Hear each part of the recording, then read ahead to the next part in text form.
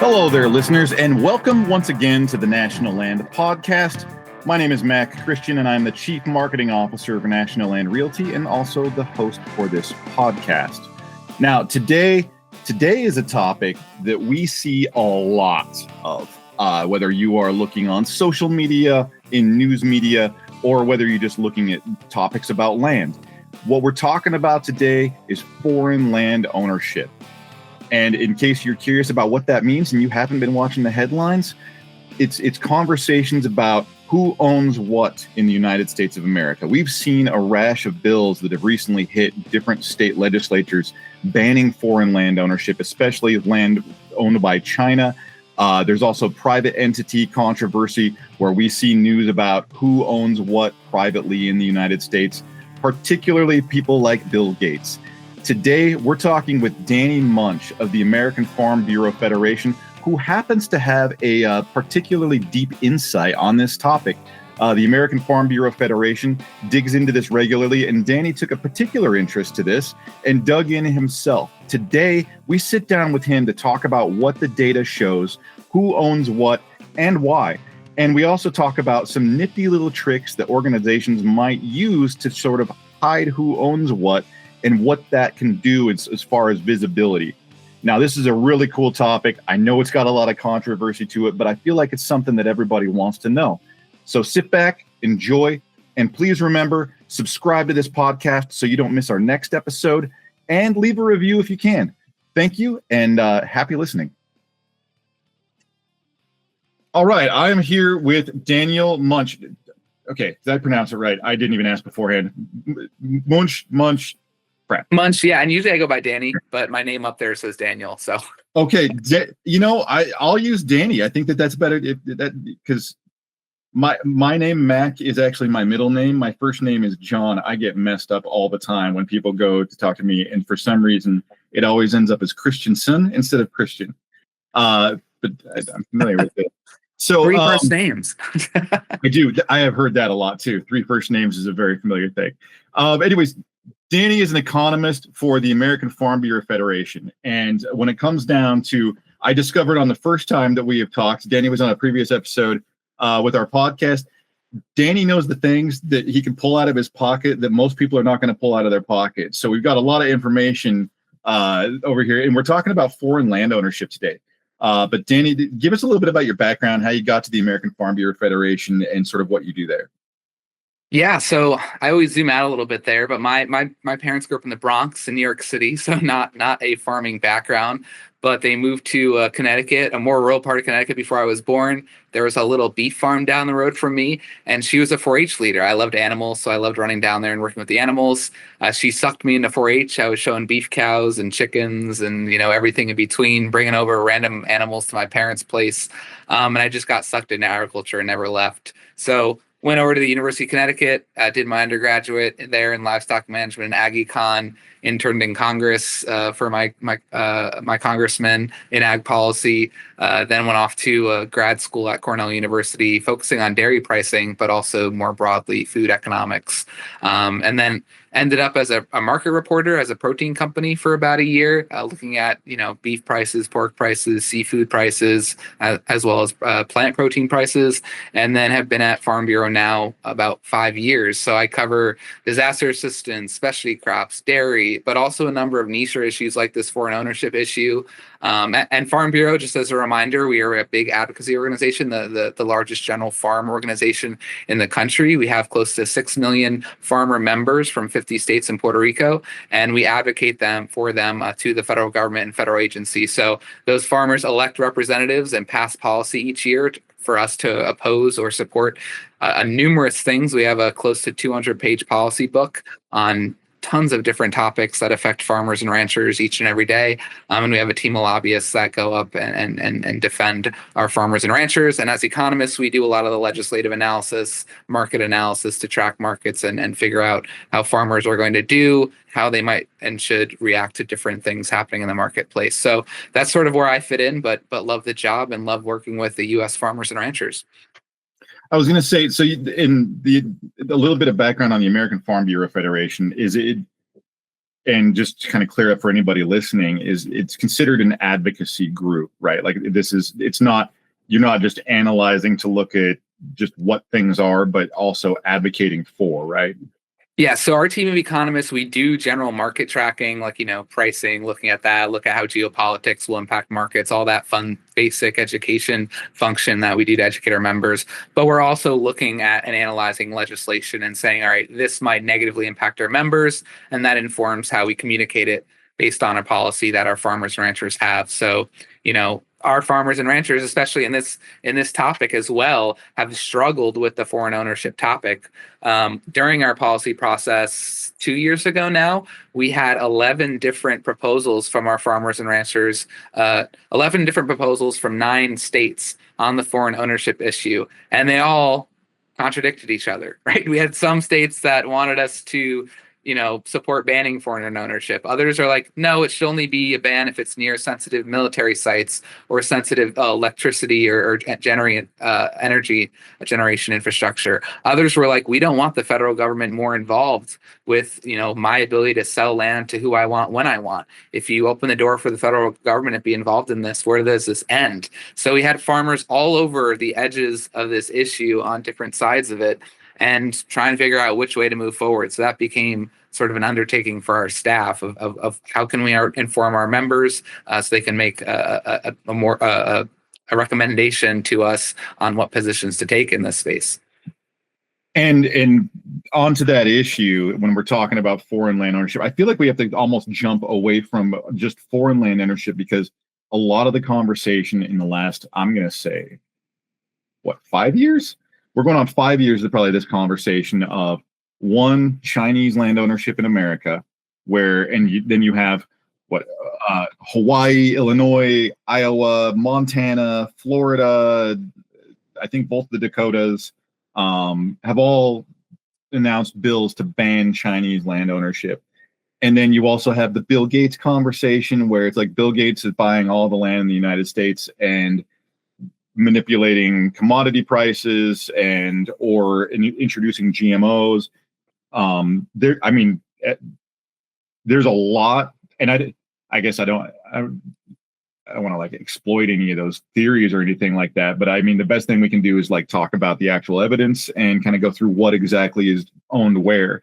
Because I think what it is there are a lot of people who are doing hard work every day that don't have, they don't have a job like yours where they're looking at the numbers.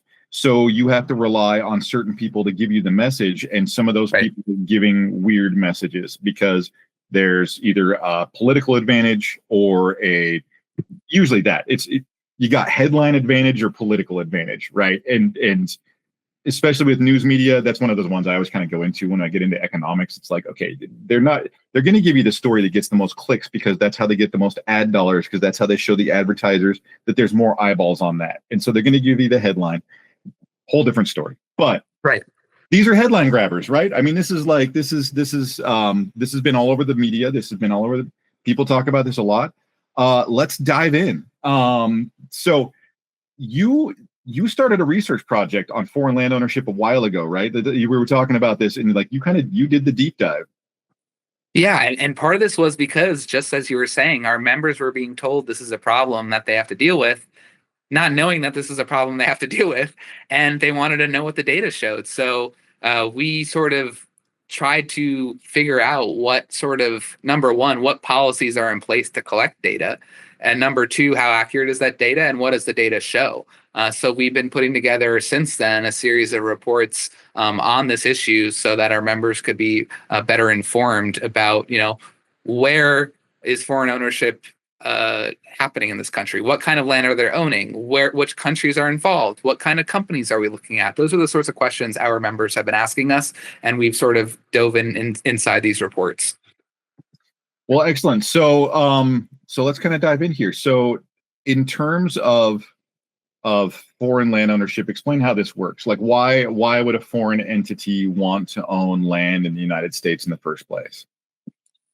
Yeah, I mean, it could be for a lot of reasons, right? You have companies that, might want to diversify their ag business, and the United States has a seasonal advantage and they want to purchase land and develop it there. We have US companies that own berry facilities in South America, so that when we don't have berry harvests in the United States, our consumers can still have access to those goods from those countries. So there's that reason. You have sort of in the data set three main tranches of companies that end up showing up the most.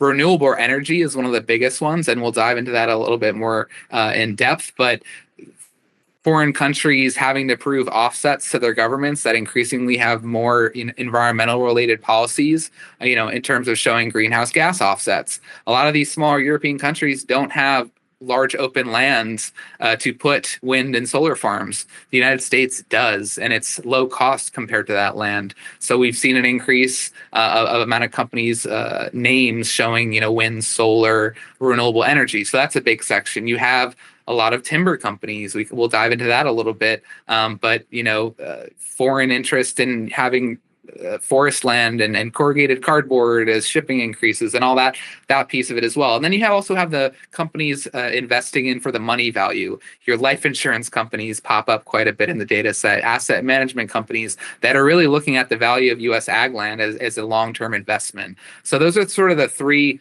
biggest tranches in terms of acreage that we see. But you also have immigrants, people that come over that are foreign nationals that buy land that are just farmers as well. And that shows up in the data set too. So these are sort of the main sort of company types that we see, ownership types in this space. And I will note that the data that we use, the Agricultural Foreign Investment Disclosure Act, this is the main governing act that collects this data, has 10-year or more leases as well. So if people have a 10-year lease for a renewable energy contract, that's showing up in this data set too. And okay, so let's talk a little bit about where you're pulling the data from, because like the two holes that we can pick through it are how accurate is the data and where's the data coming from and what is the land used for and who owns it. Like those are the kind of the pieces that we're juggling here. So one of those, which you just discussed, is how you've worked on this. Where are you pulling the data from, and how do we guarantee its accuracy? And then you also. And we can kind of cover here too, where you talked about shell companies and how there is sort of like this deep-seated multi-layer, I call it the business onion, that we can peel back layers from to find original owners. How do we sort of dive into that? Yeah, so Agricultural Foreign Investment Disclosure Act, back to 1978, this gets passed, and it requires foreign entities to report purchases, sales, and interests of U.S. ag land to USDA, the Farm Service Agency. And historically, this has been done in a paper form. And one of the problems off the bat is each state enforces this paper form at varying levels. I presented on this issue all over the country, and in one state, you might have an FSA director that isn't even that familiar that the form exists, and in another state, that might be aggressively enforcing it. So they felt this form, depending on if a sale has occurred, and it gets submitted to FSA, and USDA is required to compile all of these reports into a data set that they publish and is publicly available each year. I will note that more recently, under continuing resolution, USDA has been directed to create an easier to access online form as well that will sort of enhance and modernize the system. So that's something to come to streamline this a bit. But there are a number, besides of this just being a paper form, of problems that create sort of, a large margin of error in the data. And it's something that we need to consider as we talk into what the data shows, but there is a margin of error here. One of the first pieces here is enforcement under the Act. Between 1998 and 2021, USDA penalties were assessed 494 times on 395 different investors, but all of them were for late filings, not for not filing. So USDA hasn't enforced for not filing; they're just enforcing for being late. They've also have the authority to penalize up to 25% the value of the land, and historically they've only penalized up to about 1%. So they're only penalizing for late filing, not penalizing up to their authority. They haven't assessed penalties between 2015, 2018, and in 2020 because of staffing issues. So there's that problem, right? The AFIDA has very few people underneath it at USDA, and the enforcement has been problematic. I will say, though, that this in the latest data set, we've seen the highest number of reports under the AFIDA system.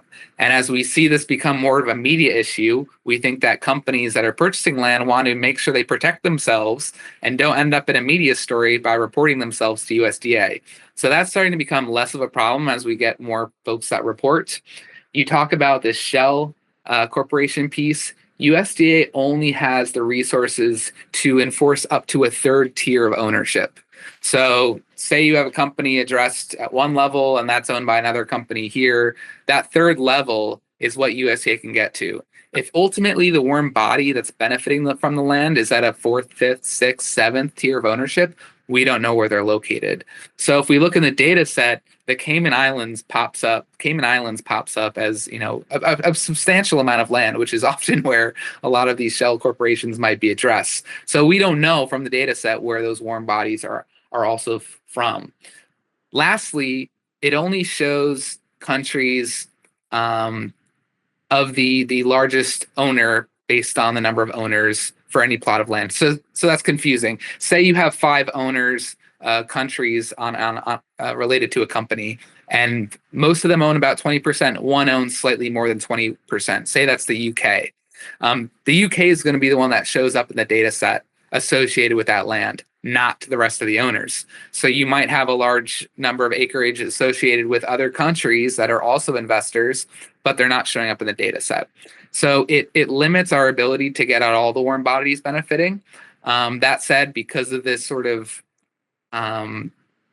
magnifying glass that's been put on this issue, we do have folks more likely to be reporting under the system. And that's why we think the data that we do have is reliable. And as time goes on, it's going to get more and more reliable. So jumping down to make sure I've got the clear picture is we have USDA tracks it down to the third level. They do a pretty good job of tracking. They do have the option of dropping a pretty big stick on whoever is not reporting, but have not done that in the past to a strong degree. On the other side, too, the staff shortfall of the USDA doesn't let them do much of that anyways. Like, even if they wanted to drop the hammer on somebody who's not reporting, they don't have enough people to really pull this off. They need more support to be able to actually manage who owns foreign land. And I mean, that, to me, that's like, okay, is this more of a headline or do people actually care about this? Like, that's the questions that should be asked. Like, if you care about this, you would resource the things, or if you're just trying to grab headlines, like, that's where I start raising red flags personally. But but like, and then your point too, where if there's 4 levels of ownership, they can only go back so many.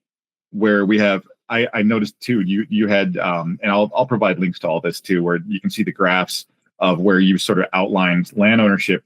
The Cayman Islands was one that was like, yeah, they're buying farms, like, yeah. But I mean, that's exactly what you have to ask, is why the Cayman Islands? Well, it's, that's and the British Virgin Islands. Like, what are you all doing there?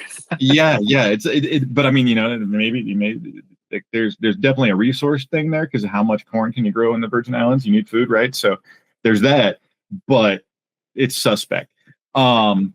So as you're going through this, you're using the data from USDA, because I mean, that's really the place that you have to go to, right? Like, I mean, I don't know if there are other sources. Yes, this is the best, most comprehensive data set that we have. And to your point, the staffing shortages, absolutely. We have a report that's been required by law since 1978 that nobody really cared about until a couple of years ago, because it became central to an election back in, when Trump ran against Biden, but then again in the most recent election.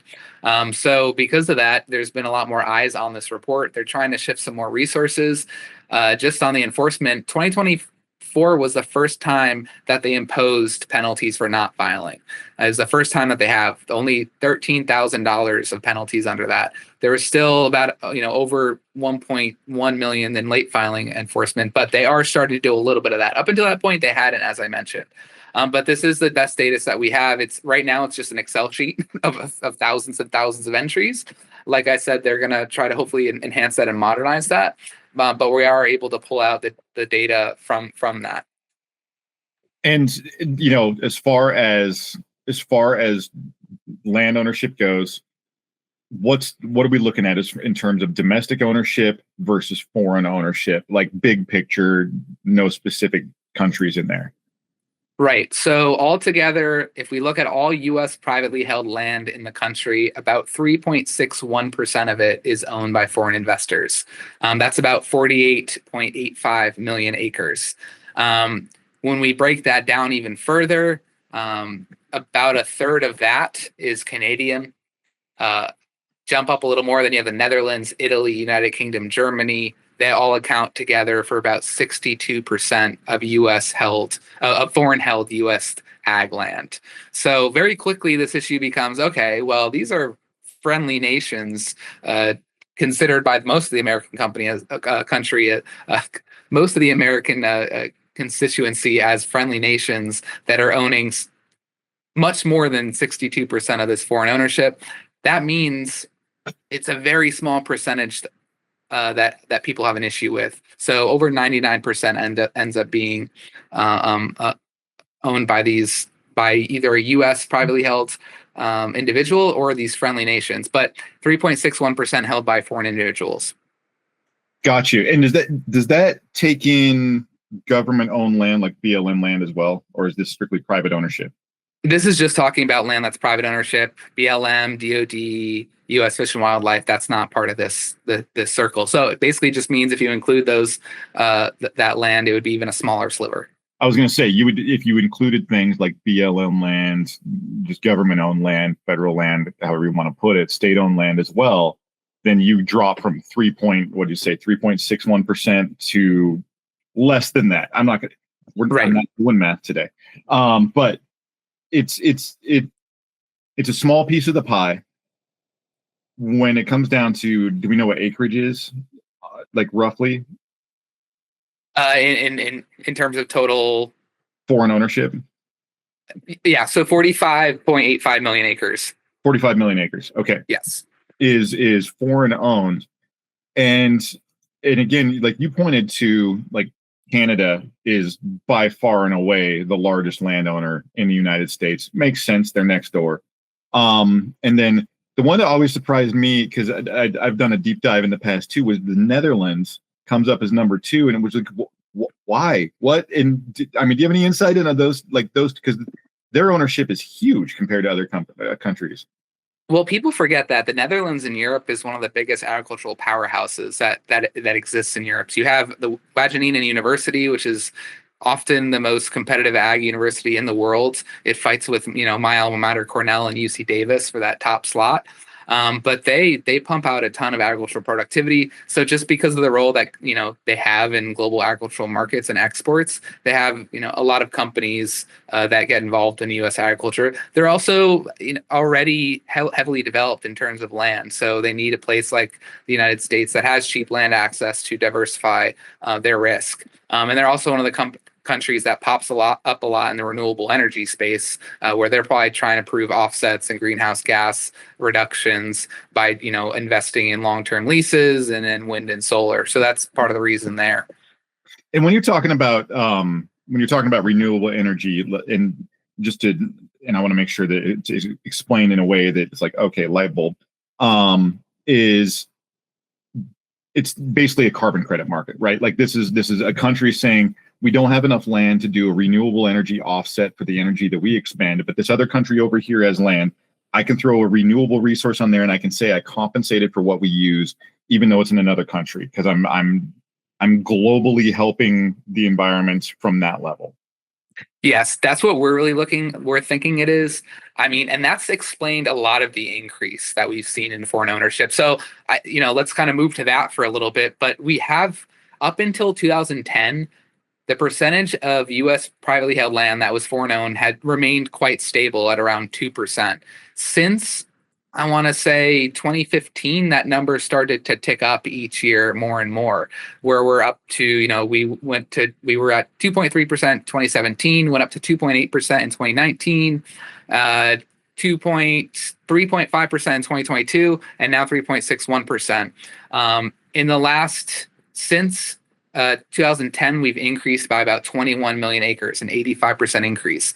But the bulk of that increase can be explained by these renewable energy names. So I dove into the data set and I searched for solar, wind, renewable, and those names pop up an extreme amount in the last 15 years. And that explains about half of the increase that we've seen in foreign ownership, 10.4 million acres since 2010. And now represents about a third of all of total foreign held U.S. land. So the renewable energy story is a big piece of this puzzle that people have. And when you think about things like wind, you're still able to farm under wind. If anybody's ever driven from Omaha, Nebraska to Des Moines, they know that they pass a ton of windmills, and there's still corn and soybean fields under there. If you go out to Wyoming, you have pasture land underneath them as well. Solar, on the other hand, that gets a little bit more finicky with our members who are worried about solar being put on highly productive agricultural land, taking that out of production agriculture. But again, more friendly nations.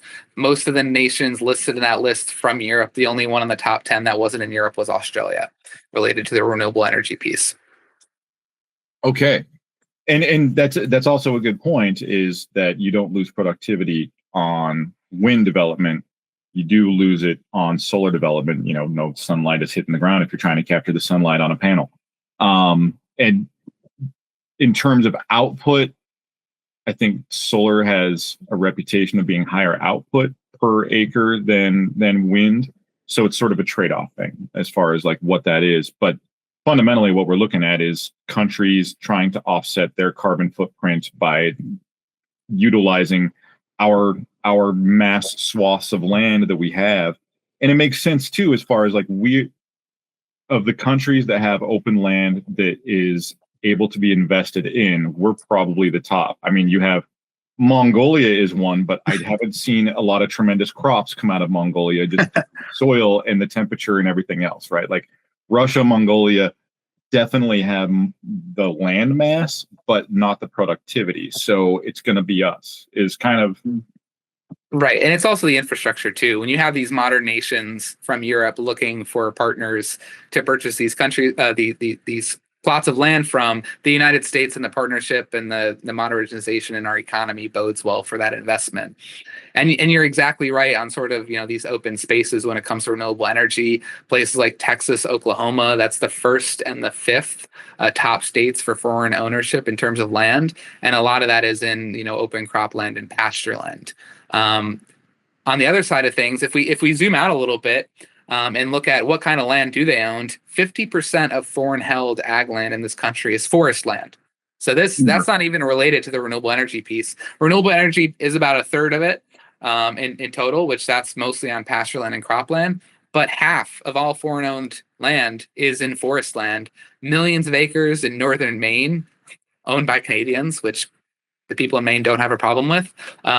Almost 100% of the foreign owned ag land in Maine is forest land. Almost 100% of Alabama owned foreign land is forest land. Louisiana, Michigan, all foreign owned forest land. So that's something that a lot of people don't think about when they think about foreign held ag land is, oh wait, we're talking about forest land too. And a big piece of that being Canadian along the border, Upper Peninsula in Michigan, Maine, but also the Southeast. Because trees, people need wood. Yes. It's like, that's something that's like, yes, that makes sense. And Maine is the one. Maine surprises me because what is like 19.5% of their, is that somewhere in the realm of like almost 20% of their land is foreign owned? Yeah, I'll pull up my number here. Maine has the second largest quantity of foreign held U.S. agricultural land at 3.5 million acres, but it's the highest for proportion of foreign held land. So it's 21% of the state's 16.5 million acres of ag land. Which is tremendous. What's the highest? The highest by numeric number is Texas. They have about 5.7 acres are foreign held. That's 3.6% of the state's 158 million acres of privately held ag land. But it's such a huge state, so that makes sense in terms of numerical value. But yeah, Maine at 21%, and Hawaii is at 17%, which is pretty large as well. Of their privately held ag land is foreign owned, and that's largely tied to wind and solar investments. Is that when I was going to ask if that was wind or solar, or I didn't? I think the biggest is solar. Coffee or sugar, or I don't know what the other commodity. The biggest investment, foreign investment use in ag land for Hawaii is solar. But in terms of ag production, you do have significant amount of pasture land in Hawaii, but you have macadamia nuts is a big one there. Coffee. They used to produce a ton of pineapples, but now there's only like a few plantations left of pineapples, with most of that being imported now. But a little aside there. Yeah, no, it's good info though. Okay, so the big one in the room over the last few years has been Chinese land ownership. When it comes down to, and I'm using your data right here, so it's when I'm looking at this, it's pretty striking that in terms of foreign land ownership in America, before we get to China, we have Canada, Netherlands, Italy, United Kingdom, Germany, Denmark, France, Portugal, Switzerland, Luxembourg, Ireland. I'm not done yet. Singapore, Sweden, Mexico, Cayman Islands, there it is. Japan, British Virgin Islands, sorry. Belgium, Spain, and then China. China at 0.02% of land. I think it's like 380,000 acres or something that we can attribute to Chinese land ownership. Okay, so within that, what is the sort of, why have they been flagged? And I right off the bat, I'm looking at every single other country in that list, right up until you get to China, is one you look at it and you say, friend. China's the first one on the list that is like, maybe not friend. And, like, friend, are you friend? Like it's that one. And it's sort of the boogeyman in a lot of conversations. I'm not trying to say they're not a boogeyman. It's not my realm to say right now, but it's the one that everyone calls suspect. Is that the reason, or is there some other reason that that's getting flagged? Yeah, I mean, I think because China is a easy political pawn, like either party can throw in China and rile up voters, right? Because Americans generally have adverse reactions to China being involved. I mean, we've been told for years and years how detrimental Chinese involvement in the U.S. economy and how we become on them for so many goods and services. So anytime that we can sort of bash them becomes sort of a voter a net positive for a lot of our candidates. But when you do have purchases, like I think it was the Chinese company Fufeng purchased land near Grand Forks Air Force Base in North Dakota, that was one of the main media, blitzes that occurred in this space. And suddenly the eyes were on China. And there has been some there are obviously a lot of national security concerns with that. But when we dive into the data, like you said, the 383,000 acres that you mentioned, that's from the 2022 data set. When you look at the 2023, it dropped down to 277,000 acres. Part of that is because USDA went in and realized that there was a substantial number of acres that were assigned to China that is actually an Arizona-based investment firm where China is one of the investors, but the United States actually has more voting power. So they reassigned it from China to non-foreign. So that kind of gets back to what we were talking in the beginning, that depending on how you assign this, will flag it under a certain company. So down to 277,000 acres, that's about the size, a little smaller than the average county in Ohio. If we put things visually, if you took all the plots of land that Chinese investors own and put it in one spot, it would take up about the average size of a county in Ohio. But when we break down that 277,000 acres, about half of it is linked to a Chinese purchase of an American-owned pork processing company, which I'm sure you can think of the name of that company in your head. But they own a number of plots of land in Virginia, in North Carolina, in Missouri, that were U.S.-owned and now became Chinese-owned by this company. So that explains about half of it. The other half, a lot of that, over 60% of the remaining half is linked to a purchase that was made by a Chinese billionaire in Southwest Texas, about 160,000 acres at the time, for a renewable energy project. And the legislators in Texas passed a law that blocked their access to the grid. And slowly that person is selling off parts of that parcel now because it no longer can be used as a renewable energy project. And then the remainder, which you're left with only a couple thousand acres, maybe about 20,000. There are some ag companies there that are Chinese owned that have to do, seed research in the area where they're selling seed, but then you do have some just other companies as well. So very quickly, the story becomes easy to tell. Granted, you still have those issues with third tier USDA not getting past that third tier of ownership, with non-enforcement, where Chinese purchases could be slipping under the radar. So there is a margin of error there, no denying that. But the story becomes more quickly to tell, easier to tell in terms of what companies have purchased this land. I was going to say, if the amount of land ownership is dropped, could it be the case that they're actually owning less, or they're figuring out the tiers of ownership more? It's exactly questions to ask. And when I dove into the data set, I'm like, what? Why did these change so much? Even for some of these other countries, it's just they were reassigned because we acquired more information. And I expect that would happen at insane levels as this becomes more modernized as time goes forward. But so I guess that's the disclaimer on the whole thing. It's like, according to our visibility, and this is the same visibility anybody else would have of it. It's just the organization the organization probably needs more manpower to figure this thing out. So it's one of those, like, if everyone really cares about it, we got to drop some dollars, because that's what happens when you drop dollars, you get more effort. Like, it's one of those things.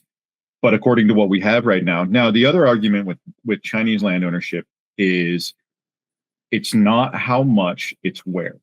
And so you sort of just addressed that. Pork makes sense, right? When you think about China, soybeans, pork. Like, that's like, those are the two huge imports that China has that they get from us. And the soybeans are for the pork. And the soybeans are for the pork. And soybeans, I'm not even going to press you on soybeans. I've been talking about soybeans for like 3 weeks now. But the pork one makes total sense, investing in pork operations. And it's, when you look at the landmass of the United States, like, we sort of have like a community garden thing. Like, everyone can invest in land, and you can harvest your own, ship it back to your home. There you go. Is sort of what China is doing there. Is in things that you've dove into, does it hold water? Is it where China is buying land? Because you brought up the Air Force Base. There's been a couple others, I think, that have been referenced. Is that, as a whole, does that play out? So if I'm looking at a purely a correlation, is correlation causation here? Right. I would say no. There might be a few examples where perhaps a parcel was purchased for a nefarious reason, but far and above, I don't think China is using this method as their national security approach. I think they're more sophisticated than that, to be completely honest with people listening to this. I don't think them just buying a parcel near land, if they do it, it's probably just to annoy everybody and to stir up thought. But I don't think it's a strategy in their national security at all. And it's more so, trying to bolster up their companies, right? They are a very business-oriented, and state-owned business-oriented, I should say, right, and trying to bolster up their risk diversification. And we know the long-term economic stability for China is in question. So they're trying to diversify just as everyone else is, and that's most of the explanation of the land that they do have is associated with these companies that they've invested in. Not to say that it doesn't happen at a small rate, but there's not a strong correlation. Yeah, and that's where there's a couple things there where it's easy to start fear by saying something like, China just bought land next to an Air Force base. Well, then you have to think about the logistics. Like, what can land do to help I could own the land right next to an Air Force base. What can I do with it that would actually infringe on the national security of that country? I would have to get something onto that land.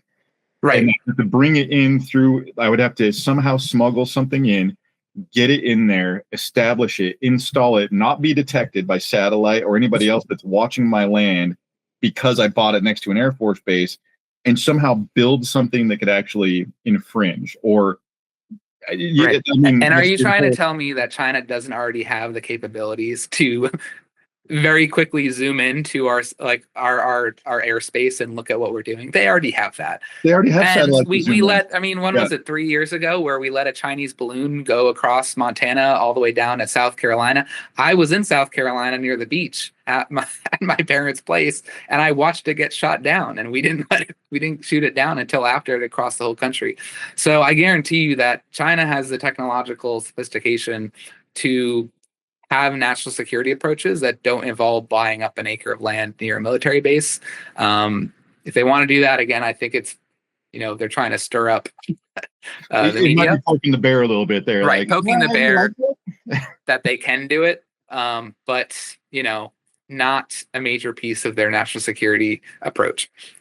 Yeah, well, I mean, in terms of threat, I think number one is cyber attack, because that's the one that's been flexed the most, and that's probably the most threatening. Like that, and that has nothing to do with land or anything like that. And it's, even if they were let's take the power grid situation, they could have a power grid thing, but it's not like they're going to feed a hacker farm. Like you would be able to see that, like our infrastructure and our counterintelligence would pick that up pretty quick. So it's like there's a number of things there. The investment perspective of letting our land contribute to the financial income of a country where we don't know that they're friend. I think that's probably the biggest threat that we could be talking about, right? Yeah, and China has already, just as we're starting to try to diversify our economy away from theirs, they've started to do that to ours. So they're not buying up U.S. ag land to farm. Really. I mean, besides the pork piece, to have that processing infrastructure and supply chain line, they're not, buying up and doing soybean farming in the US. They're investing heavily in Brazil to do that. I've already replaced US soybeans this year with Brazilian soybeans. They've invested heavily in Brazilian infrastructure. Brazil has ports ranked in efficiency higher than US ports, than any US ports. They are able to have 2-3 crops harvested a year in Brazil. They're already producing more soybeans than us. They're getting close to us in beef. China has already diversified away from us, and they don't really have to buy from us anymore.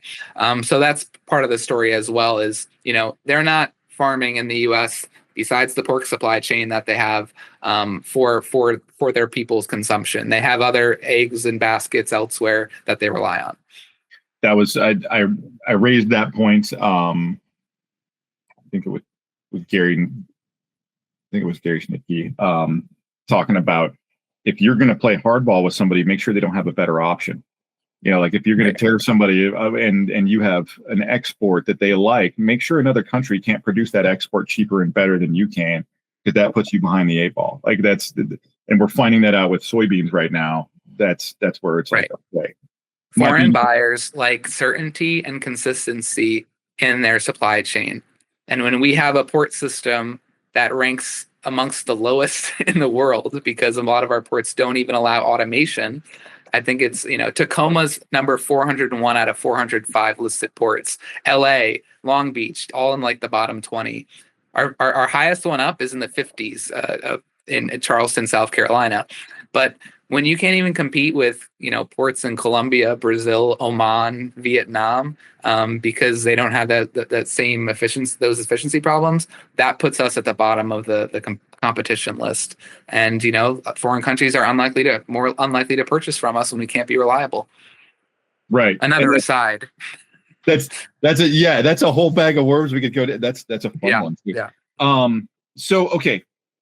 When it comes down to land ownership, biggest owners, Canada, our friends next door. We like to think about friends next door. I don't know, like the headlines lately have been not as friends next door. I don't know. It depends on which news outlet you view on which day.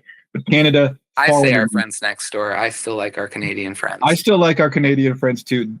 They own like more than a quarter of all foreign land.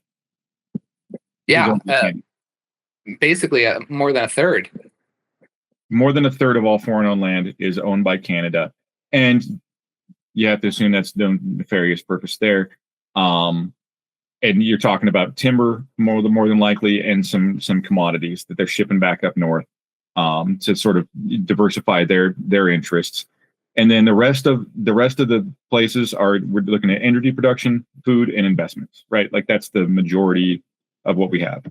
Yeah, if I insert some of the top company names here, just from the top 10 list, You've got Red Mountain Timber Co., Allagash Timberlands, Aroostook Timberlands, Jefferson Smurfit Corporation is corrugated cardboard. All of those, Crown Pine Timber, those are all forest companies. The top number one, 2.18 million acres, Invenergy Wind Development, which is a Canadian company with some U.S. investors as well, but Canada's the biggest investor there.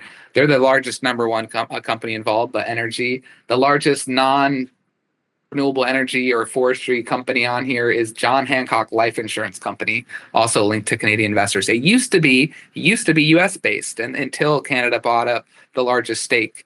It used to be based in Boston, or there still probably has offices in Boston. I don't know. But yeah, the name sounds pretty American.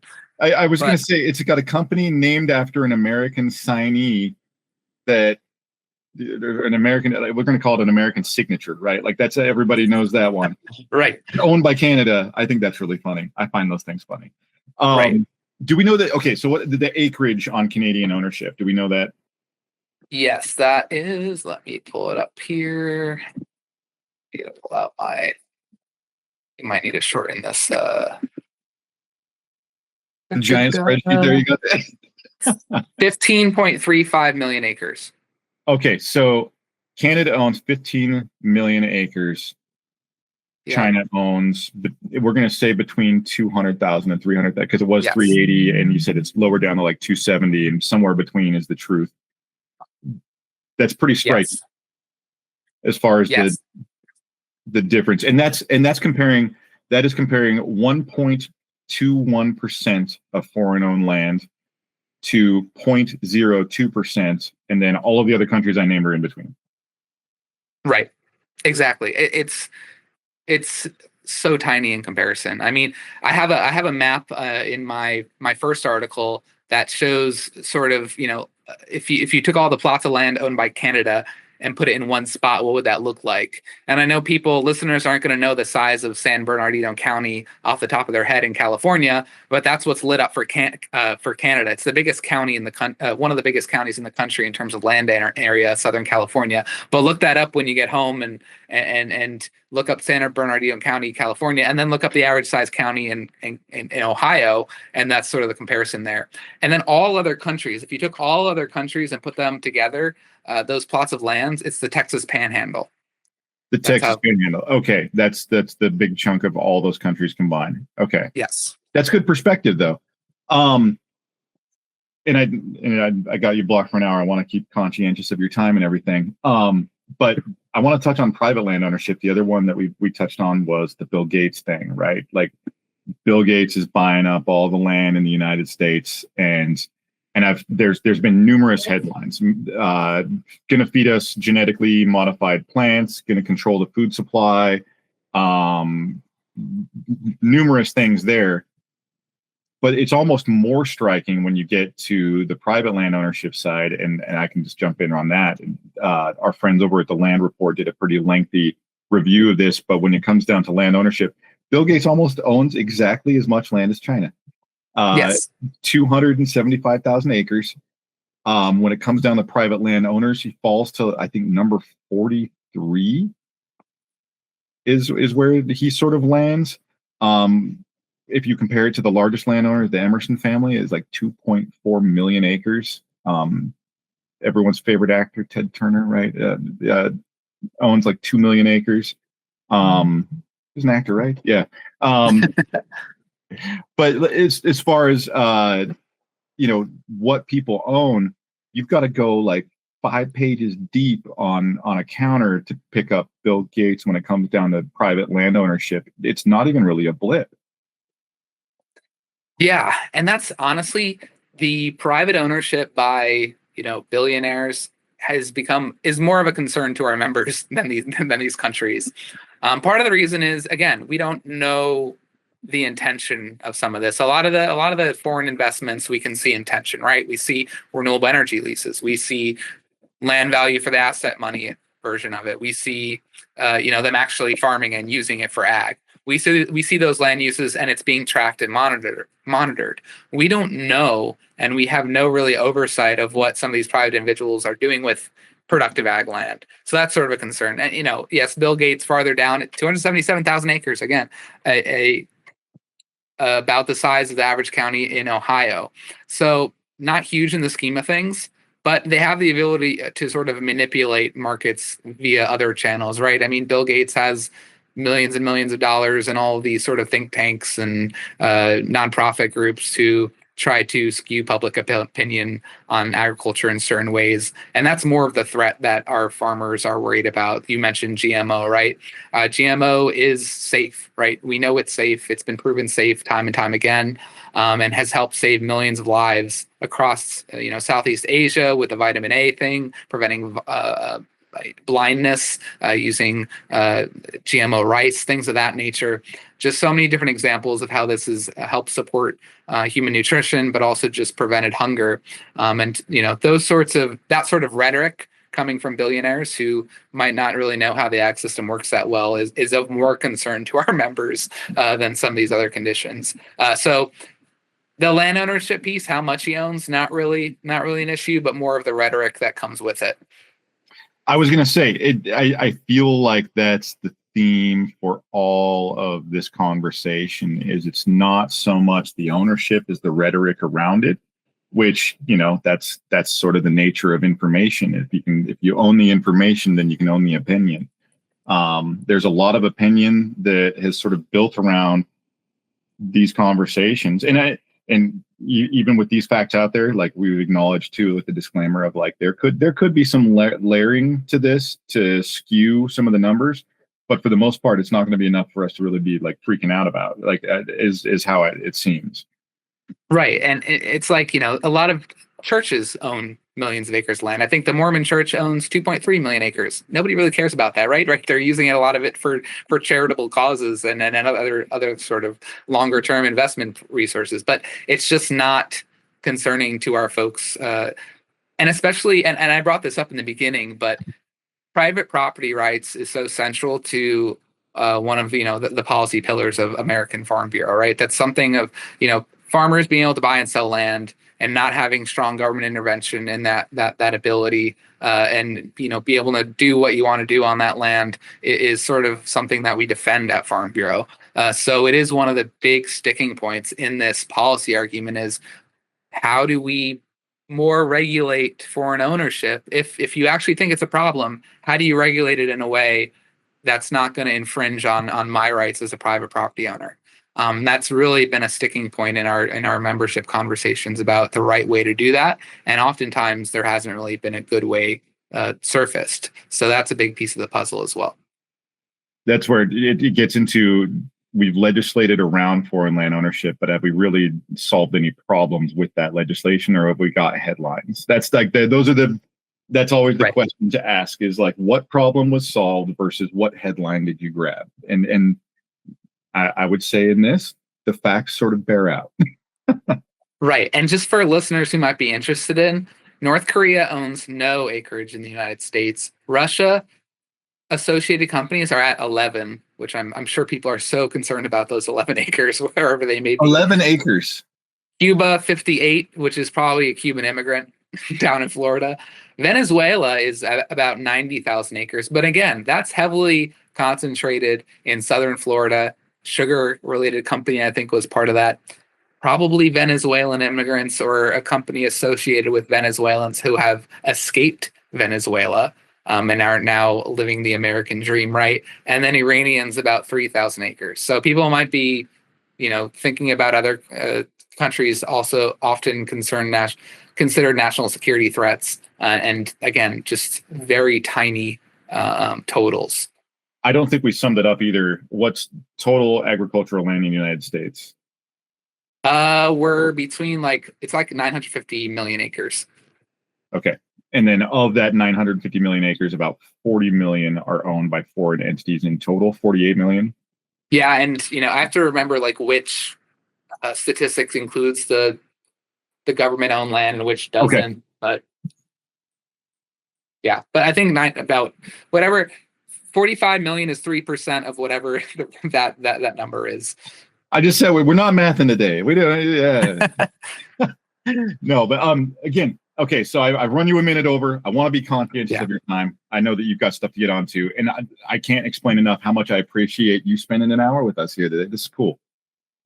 Yeah, no, happy to join you. On the one last thing that I'll mention is there is this other authority in place in the U.S. government that is CFIUS, the Committee on Foreign Investment in the United States, and that sort of review board made up of a number of cabinet secretaries and other officials, where they do review foreign transactions. And the president has the authority, if it has that much concern and they don't resolve those concerns over a process, to block that foreign transaction within of a U.S. company. So there is a mechanism in place that has voluntary and mandatory aspects of it, where they review transactions, and that's happening in parallel to this AFIDA bill as well.